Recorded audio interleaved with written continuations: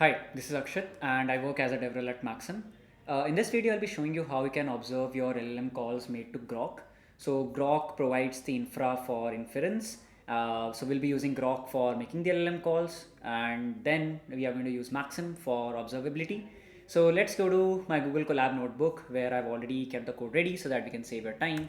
So first of all, I need to do is install Groq and Maxim Pi and import Groq from Groq. Then you need to import some of the Maxim classes like maxim.logger.groq, import instrument Groq so that we can wrap the Groq calls with Maxim and all the logs and traces are pushed to Maxim automatically.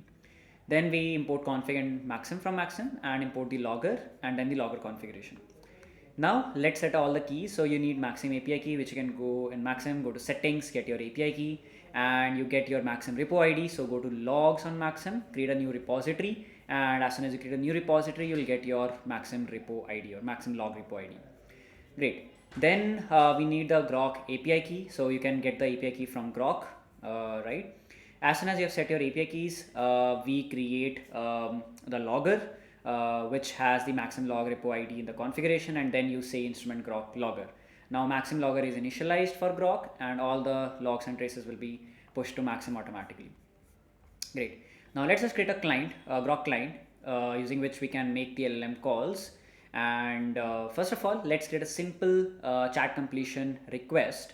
So you use this client.chatcompletion.create, provide the list of messages that you want to send to the LLM, and then the another assistant message will be created.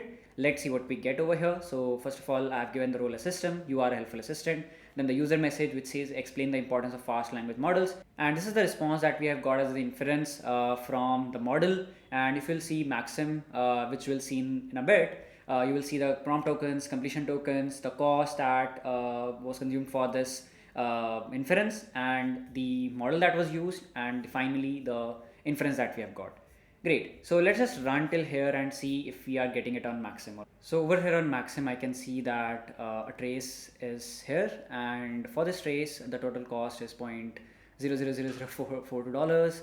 Total tokens consumed were 539, latency 1.57 seconds. And then I can see the input, explain the importance of fast language models. I can see the output that we received from Groq. Great. Now let's go ahead and see what we are doing next is getting a streaming response. So for getting a streaming response, all you need to do is make the stream true, the parameter, and then you can define the max completion tokens. Stop is none. Like you can also stop it forcefully, like if you want to stop the inference that is getting generated at a particular instance when you get a particular token. So over here again, I'm passing the messages, the same question, and then I'm using for loop. So go inside the stream for every chunk and print the chunk.choices at 0.delta.content, and you will get the response like chunk by chunk. So if I just run it in front of you, you will see how it gets generated, right? And for this one, I can see again the trace and the LLM call.